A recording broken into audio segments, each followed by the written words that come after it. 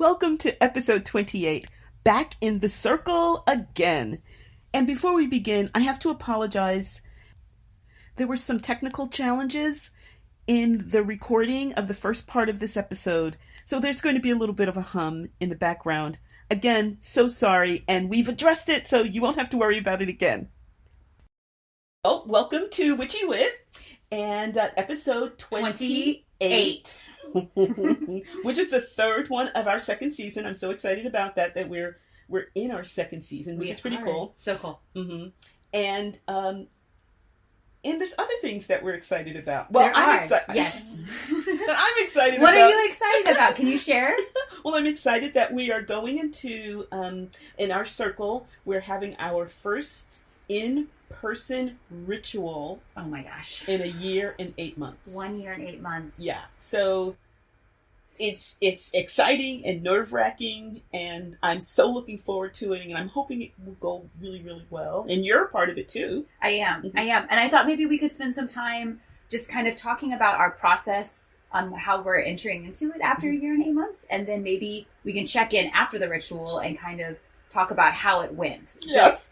Yeah, like, this is what we're thinking, our dreams and hopes, and then and this is what happens. Either it's another When Witchy Goes Bad episode, or we can just be delighting in the fact that we're getting together. Who knows? But I think it'll be an interesting window, especially for those who either have circles that are going back or who don't have the luxury of a circle, so they can kind of get a sense of what it's like. Exactly. So this is a ritual. I'm on the facilitation team, one of the planners, and you're a part of this too. I am. I have the privilege of being on the team. So do you want to maybe share a little bit about what it was like for you as you were thinking about not only yourself, but our circle re-entering into the space? Yeah, so first of all, we were unsure until just a couple of weeks ago if our circle would approve our meeting in person, because we had made a commitment to not meet in person through December. And then the place that we're meeting, they have their own protocols, and they actually relaxed them and started meeting in person they were meeting in person.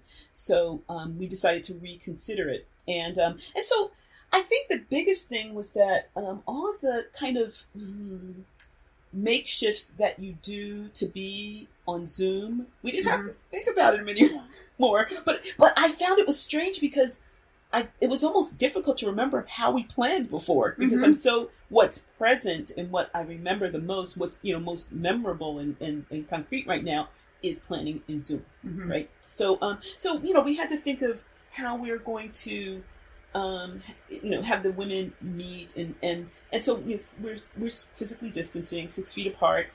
Someone's going to they have a broom that's 6 feet long, and so they're going to use broom's length between each chair. I love that.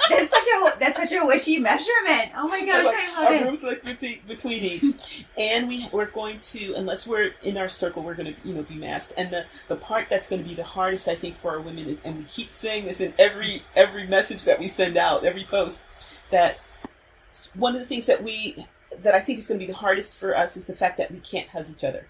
Or we can hug each other, but not as a part of this. On your own time, you can. Yeah. And so one of the things I'm going to put in the post is that we can't hug each other. Or we can hug each other, but not as a part of this. On your own time, you can. Yeah. And so one of the things I'm going to put in the post is, don't even ask, may I give you a hug? Because you don't want to put someone in the position of having to say no. Right? Yeah. That's so not what I thought. That's not how I envisioned going back. Yeah, you envisioned, I envisioned just losing our minds, crying and hugging and screaming and but we're going back. Yes, that's the most important thing. So that'll be something that we will consider. I'm experiencing a weird thing that I wasn't expecting, and that's that I'm not that excited about it. Oh.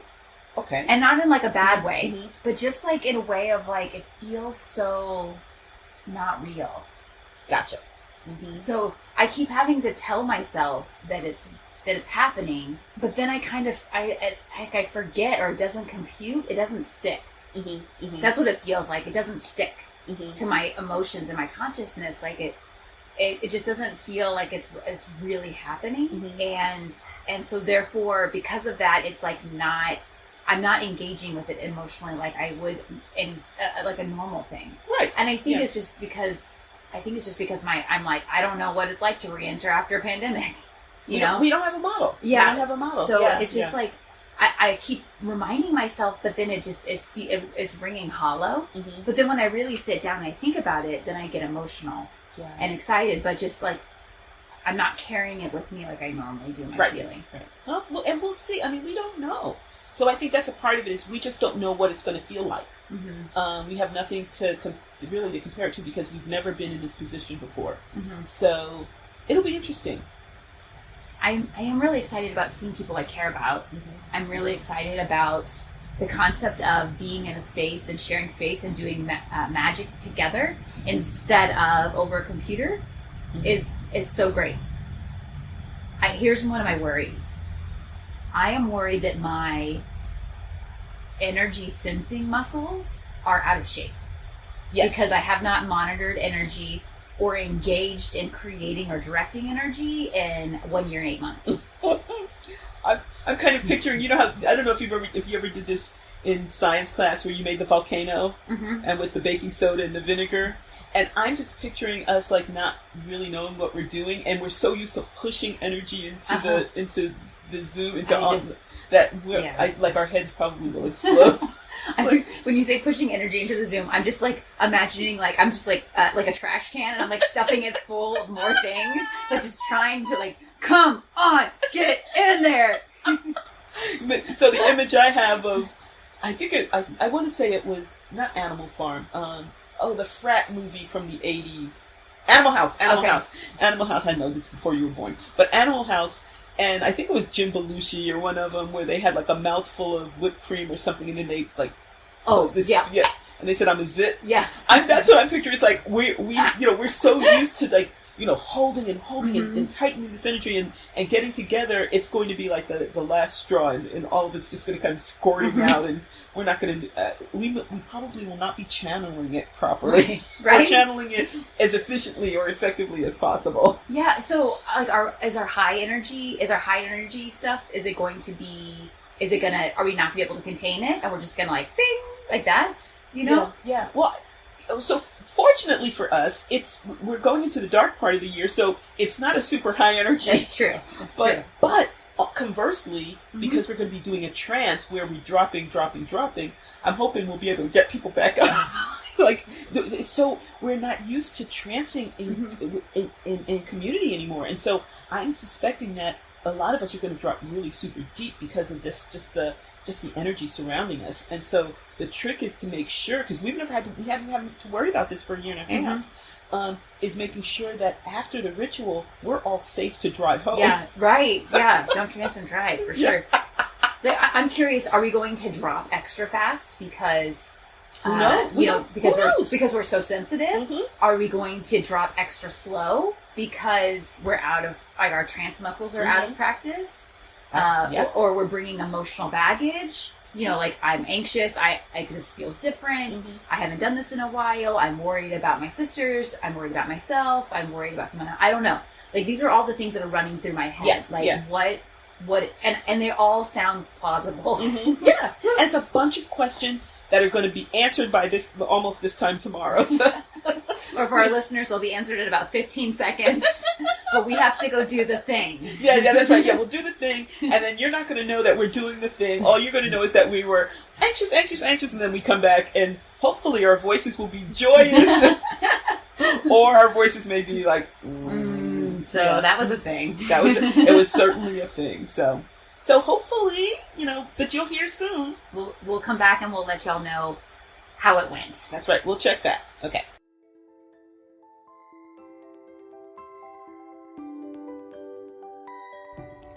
Welcome to the Witchy Wit podcast, where we look at life through a witchy lens. I'm Kimberlyn. I'm Leilani.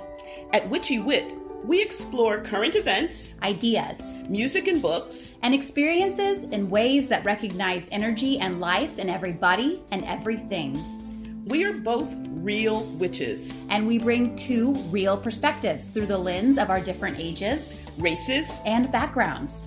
With a healthy skepticism for what we have been told is true, Our conversations are raw, candid, and vulnerable. Join us as we cast a spell to uncover what we each know is true in our intuitive, witchy selves. We're back. We're back. We're back in the circle again. So yeah, just for transparency, we are now recording this 3 days after our ritual, and we're recording it 3 days after our first in-person ritual in how many months? 20 months. In 20 months. Oh my goodness. We did it. We did it. And it was gorgeous. It was glorious. Oh, okay. I don't know. Well, let's start with the physical stuff, because I think people might be interested, or they may not be interested, but we're going to tell them anyway. So one of the things, when we do these, there's usually one or two people who are the lead facilitators, and they have this image, and they get together and they brainstorm, and they pull in other people to brainstorm, etc. And we come up with a ritual plan, and make sure that all of the roles, the people that usually volunteer for some of the roles, or we might ask people that we have in mind. And then, we create this ritual plan. So we did that, and then we send it out to people. And then all of these wonderful kind of ideas, and not amendments, in some cases amendments, but additions, accretions come to it that make what we thought might be nice in our heads something that's incredibly magical. And that's one of the things that happened here. So I'm just going to, I've been talking, I'm going to keep talking and just say one couple of things and then give you a chance to talk. But one of our women is a really powerful, she has a lot of powerful guardian energy, and does a lot. When we were talking about the portals last time, she was one of the people who maintained the portal. So that's one of her strengths. And she came, I don't know how early she came, but she came there, and she was setting up the chairs, because one of our protocols is that we were going to stay physically distanced. And she did a lot of energetic work to just prepare this place, because we haven't been there in so long. And so one of the things I just thought was cute is we had said, 6 feet apart, but she did it a broom's length. She made each chair, she set up the chairs and made each chair broom length apart, which I thought was so witchy. She's so powerful that she set a boundary around the property, and she got up in the middle of ritual, and I saw her walk and look up, and she told me after ritual, she said that someone had walked onto the property and walked right up to her line and then walked away. Yes. She works with a group of a subset of our women to do this guardian work. And I'm just always amazed at how it seems so simple, but it's so strong. Yeah, I could feel it when I stepped over the threshold, albeit it was all outdoors, but stepping through that threshold, I could feel it. I always sense it, but this time it felt really, really profound. I think because I hadn't been there in 20 months. I was going to ask, so I don't know if you feel like saying anything about this, but how did you feel coming onto the property? I think we had done actually for your ritual for Beltane, we did a drive-through. We did. Where we were in the parking lot, and I don't know. Would you like to talk a little bit about that? For Beltane of 2020, we did a drive-through thing before the ritual. But was it 21? 21. Yeah. It all blurs together. Yeah, Beltane 2021, you're right. We did a drive-through to pick up ritual supplies. And so we had sat in the parking lot of our meeting space, and women would drive up, and if they felt comfortable, they could get out of their cars and come and sit. We had a circle of lawn chairs in the parking lot. We were masked. But some people didn't feel comfortable getting out of their cars, which was totally fine. And so they did a drive-through, and we handed them the stuff. But aside from that, this is the first time I've been on the property and been in circle with these women. So it felt, walking down the path felt wonderfully familiar, but at the same time also different. Yeah. Well, first off, just physically, the location, it's a beautiful location, and they maintain such wonderful flora around it, plant and some native plants, some not so much, but very much xeriscaping. They don't require a great deal of water. And so it had grown up in some instances. So that was a physical change, but then just like the zigzag in was so familiar. And I actually, on that last zig or zag, I actually kind of choked up a little bit because it was just, I just remember how we used to just walk it so often. And and I'd gone and picked up stuff at the drive-through, but the drive-by or whatever. But I literally, I think I just drove by and picked, got stuff and then kept going. So I hadn't walked that path in 20 months, or well, it was actually less, but. So that was really, really poignant for me. I think too, another thing that was surprisingly poignant was when I walked in, only the one woman was there who used the broom to set up the chairs. And just seeing the chairs set apart in a circle, I had like a lot of feelings about it in different ways. The first, like, one was seeing that number of chairs brought joy, because I thought, like, we survived physically and institutionally, not to be like over dramatic, but right, seriously, right. We survived physically, like the women I care about are alive. Exactly. And they're going to be here, but also institutionally we survived.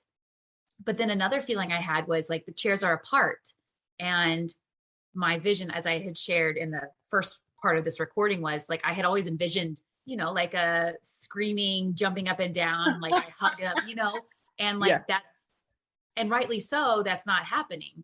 And I don't want to be separated from each of them by a broom's length. Like, I want to wrap my arms around them. I want to hold their hands. I want to like lean in and whisper in their ears and like, say wonderful witchy things. And in this moment, even though I'm grateful, I don't get to do that. And like the reality of that was, heartbreaking, sad.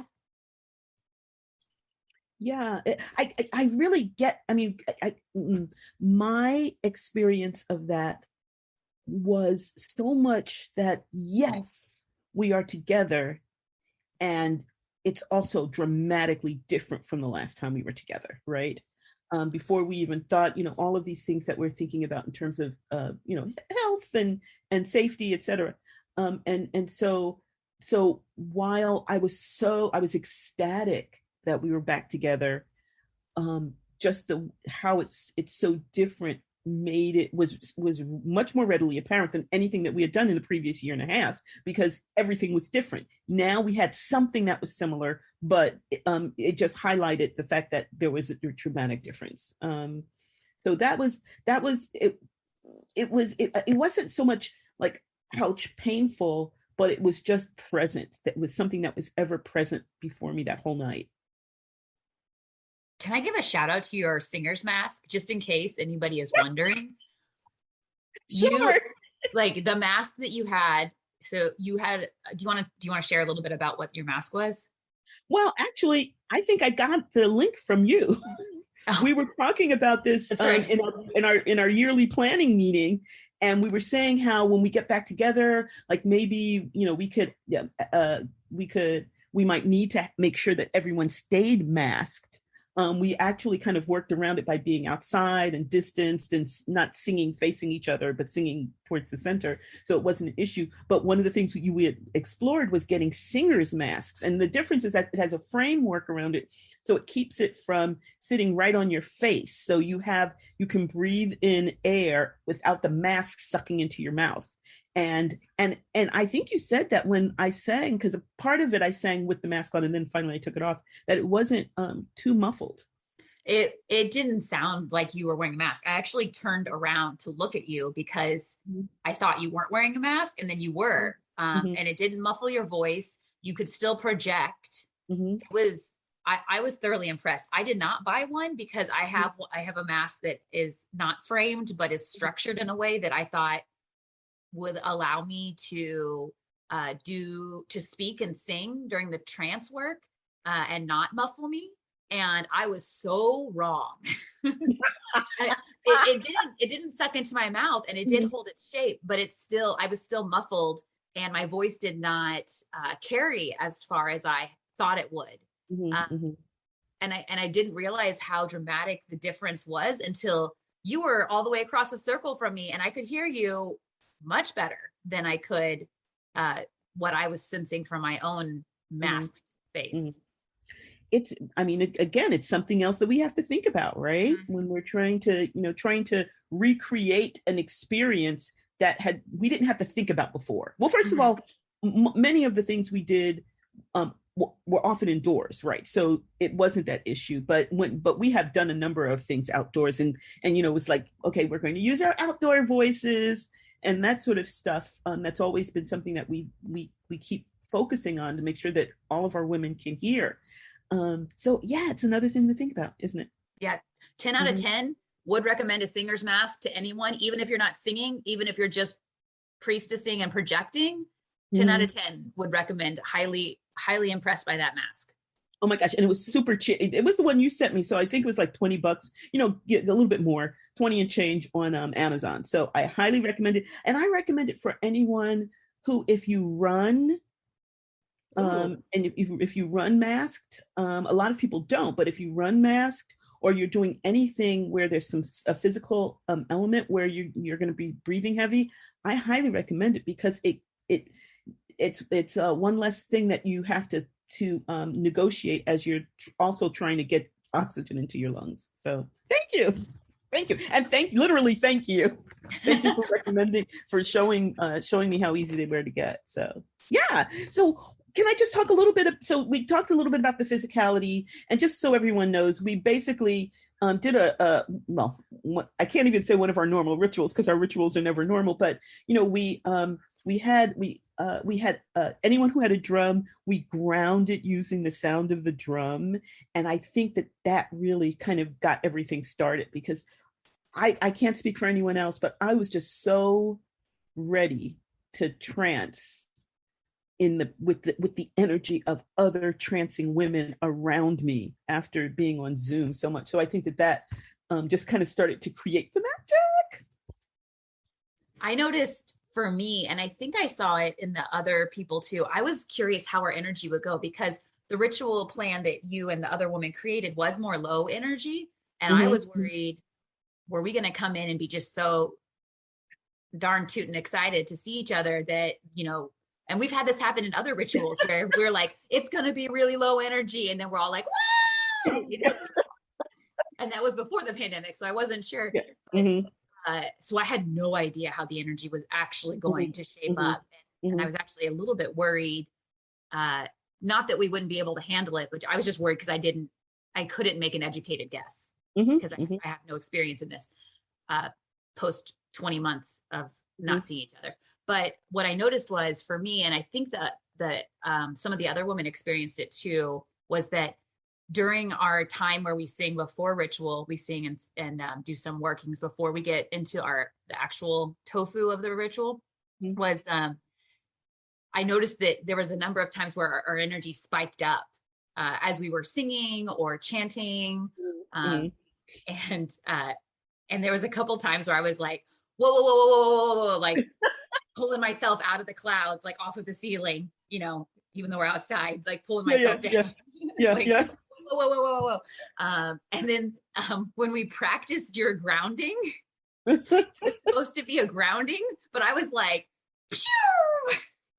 I was like, this is not grounding for me at all. Like, I am just like soaring off into space. But once we did the ritual, I don't know if it was the darkness. I think it was probably all of the things, the darkness and the voices and the drumming. And I was walking in a circle, which moving helps me. I was so sunken low in my energy. So I was grateful that the energy worked out in a way that I felt like was conducive to the experience of the group. When you were describing that, you know what I was picturing, and I know you probably have never seen this because I think it came out before you were born, but there was a movie called Children of the Corn. I have seen that. I named my dog after the main bad guy, Malachi. Malachi. Yes. So anyway, I didn't make the connection actually. So but it's all about these this village of people who left to their own devices would be flying around and whatever. So I think they wear like heavy boots and stuff, and they don't lift their feet off the ground. They drag their feet on the ground. So it sounds like you were afraid that you might have to kind of like keep your feet like firmly planted to make sure that you didn't go flying somewhere. Oh wow. Okay, I might have to go see that again. Anyway, so but energetically you did start to sink a little. I mean, it's harder for you because you were actually a part of the trance team, but you felt as if you were able to. I did. I felt as if my energy was able to stay in a way that was not distracting for the group, which I was worried about.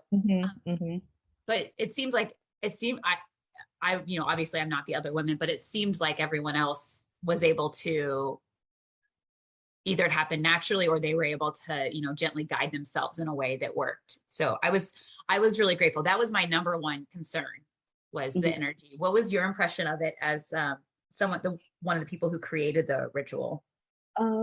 So, I one of the things I realized about halfway through the trance was that I gave absolutely no instructions. I mean, on Zoom, we're so concerned about it. And there I was just like, we're here. And so I never told the women there's going to be silences, there's going to be this, that, and the other. So I have no idea. We'll find out when we get we always ask for feedback after a ritual. So I'll find out if anyone else knew what was going on. I mean, I think they kind of got the gist of it, but I don't think like at the very beginning they understood. Yeah. Question. Well, I want to just point out though, I think you're right. And I think that's part of the wisdom and what you and the leadership group of our circle decided, which was to have us start with a ritual of a smaller group of more experienced women before we go to the whole group of women. And I think that is one of the unexpected things is like, we did not. And actually you and I you brought me into the team. We didn't actually talk about doing the beginning part of the trance. And so it wasn't it wasn't until I was walking in the circle, holding my drum, starting the trance, which was like, oh, we didn't talk about doing a trance induction. I hadn't planned to do a trance induction. Oh, I'm really out of practice in this. We're sinking down. As you going deeper. But oh my gosh, it's like the things that I guess, I don't know. I mean, we do it on Zoom, but I think just on Zoom, we just talk things through a lot more because, and so I don't know. It was just, whoops. And then it worked, but I don't think it would have worked except for the fact that the group of women that we were with are so experienced. Exactly. And they were going to have their experience. We could have just sat there and just said nothing. And they were in circle. They were going to have a trance, damn it. Like, oh my gosh, I tranced so deep whenever for that 1 hour of silence. Exactly. So like I said, we'll get some feedback and, because they're also out of practice too, right? So, wow. But one thing I just want to say, I just found the whole night so magical.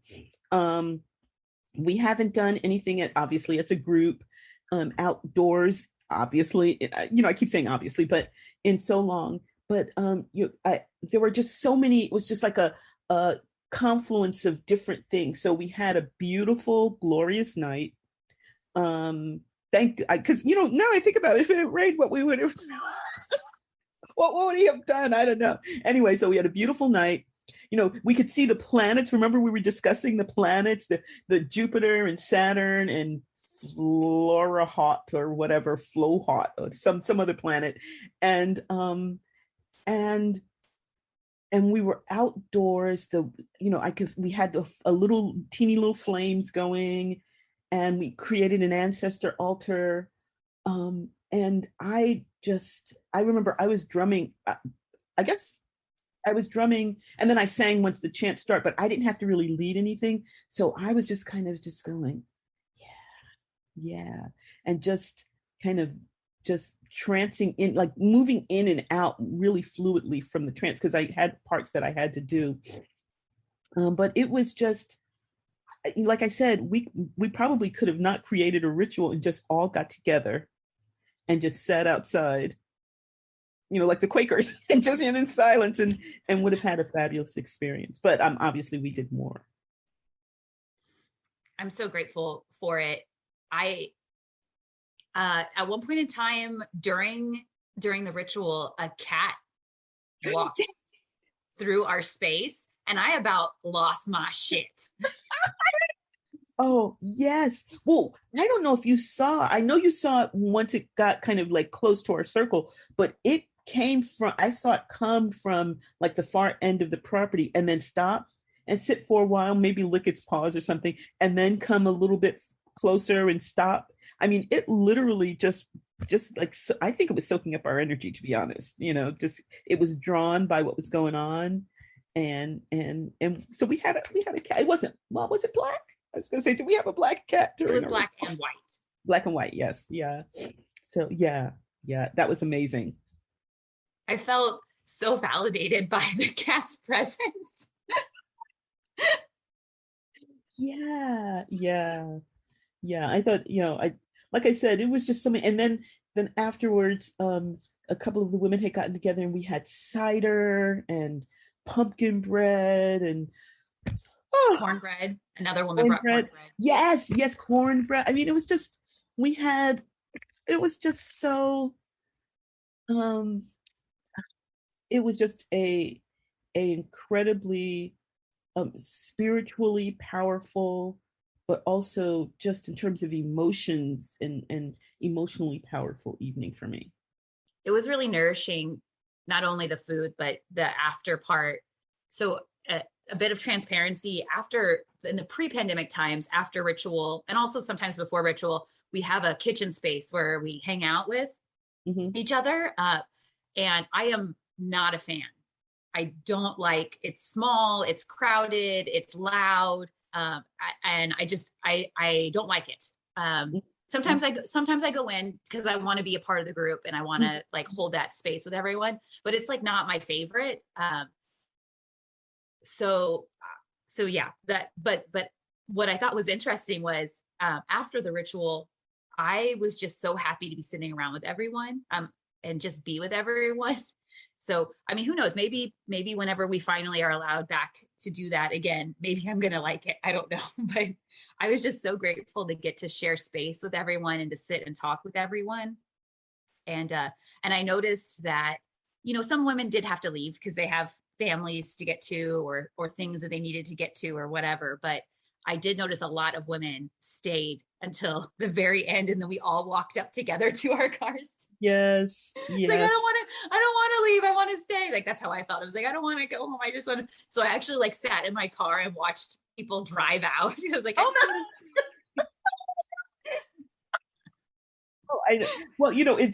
it was amazing. Like you said, we all kind of walked out together. But one of the things that I thought about is that when we come back, when whatever our new normal might be, maybe a part of it could be communing outside, because I found that, depending on the weather and blah, blah, blah, blah, but I found that part with them set up outside, that you're right, in that one little room, things get super loud. And I always feel as if I can't really talk with someone, because I guess because of the noise and there's so many people around, whereas we could kind of just walk around and talk with whomever we wish to converse, sit quietly, but still. So a part of your transparency is sometimes what we'll do is set up a quiet place where everyone else is, and then you can go sit. But this was a time wherein I could sit in my seat and still be a part of the group. and still be sitting in silence. And I thought that was fabulous. And I'm wondering if we can maybe kind of keep that part, even if, even when we're back in the kitchen and stuff. So I vehemently say yes to that, because it remedied all of the things that I dislike about being in the kitchen in that loud shared space. So it was wonderful. And I found myself, I felt like a bee to flowers. I just was able to make my way around and have, even if they were short and shallow, I could at least have a moment of one-on-one connection with each woman and say, how is your beloved? How is this going for you? Just like checking in with them and just making that connection, because I couldn't hug them or touch them. So, but at least I could like heart to heart have a connection with each woman. And gosh, I mean, I know I said this at the beginning, but circling back, just knowing that that we're here still and feeling this. I mean, I don't know what the future holds for how I feel right now, but knowing that each person chose to stay connected to our circle. I mean, just speaking for myself, those Zoom rituals were not meeting my needs spiritually, but they kept us connected. And even if that's, I don't know if this is true or not, but even if that's all the majority of what they served was just to keep us connected for 20 months, I am so grateful that we entered into a space again. And like, if that's what we had to do so that our ritual happened and we get to move forward, then I have nothing but gratitude for Zoom, because we had what we had 3 nights ago. I'm twinkling your comments, because I totally agree.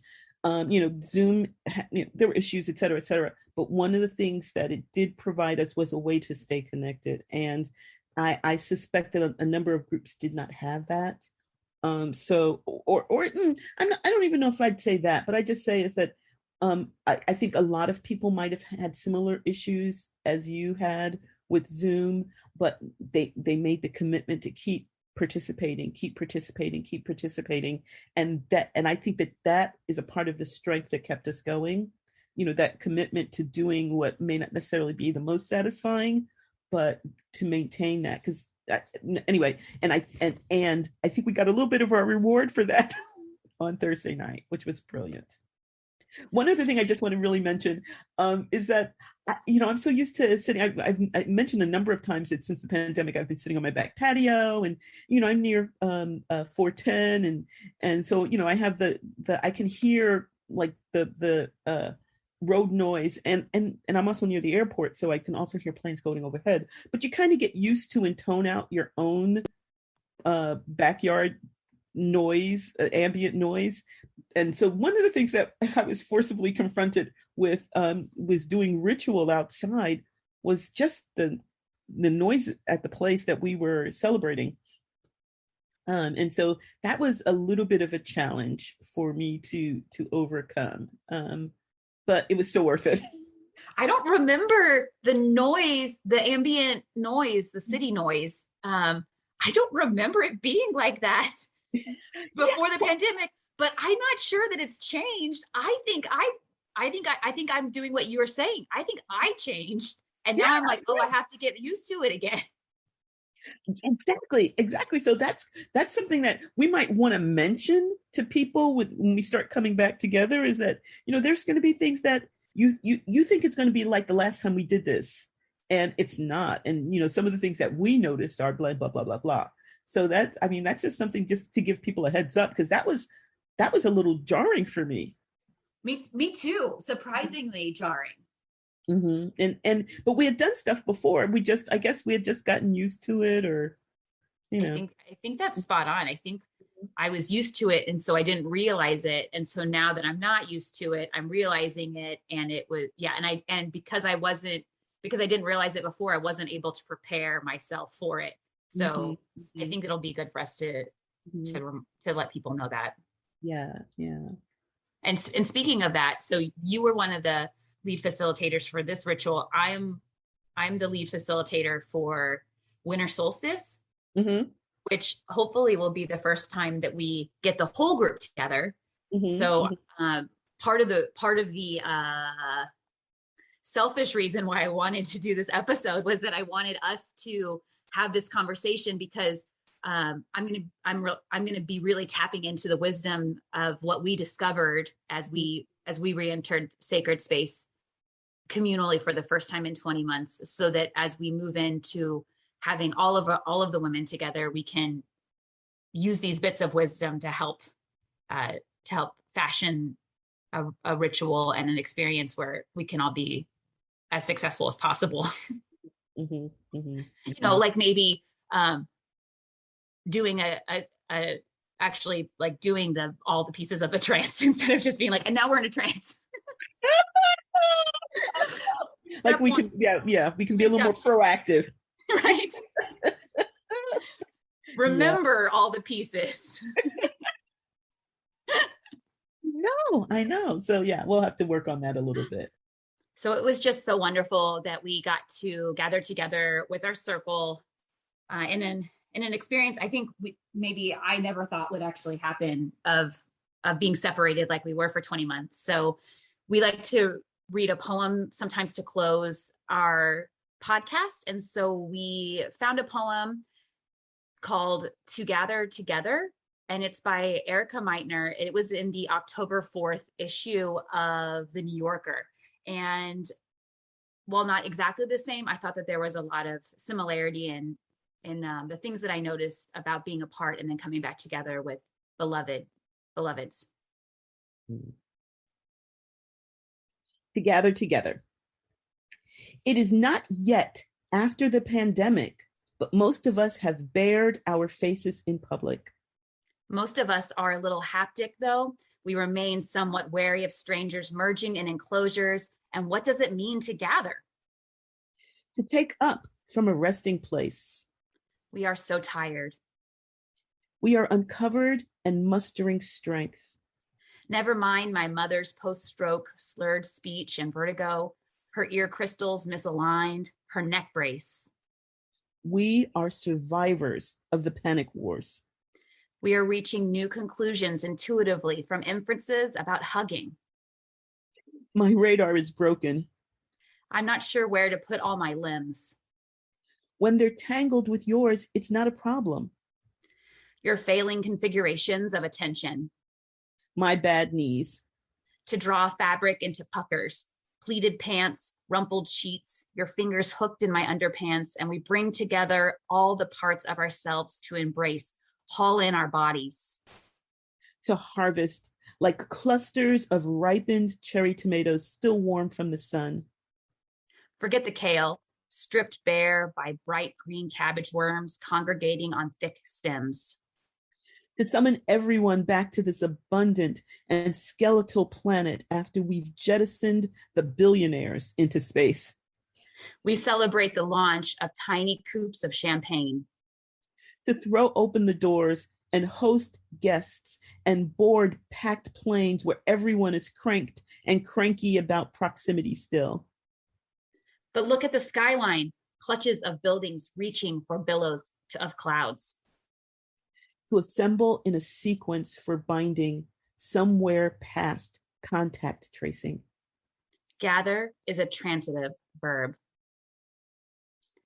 Thank you for gathering with us at the Witchy Witch podcast. Thank you for going on this adventure. We didn't know how it was going to go. But thank you to our listeners for gathering with us as we journey into gathering with our circle. And thank you for joining us here at the Witchy Wit podcast. Thank you and take care. We hope you have enjoyed the magic that has unfolded here at Witchy Wit. It would be great if you would help make Witchy Wit possible and get access to exclusive content by donating on Patreon. We'd love it if you join our Witchy community and enjoy shareable content on Instagram, Facebook, and YouTube. Would you do us a big favor and support us by rating and reviewing us wherever you get your podcasts? It's free and helps witchy folks find us. Feel free to email us at witchywitpodcast@gmail.com. We love to hear from our community. Reach out and let us know what's brewing in your cauldron. New episodes are released every second and fourth Friday. Follow us on your favorite podcasting platform so our episodes go right to your playlist. You can listen as you ride your broom. Stay witchy, y'all!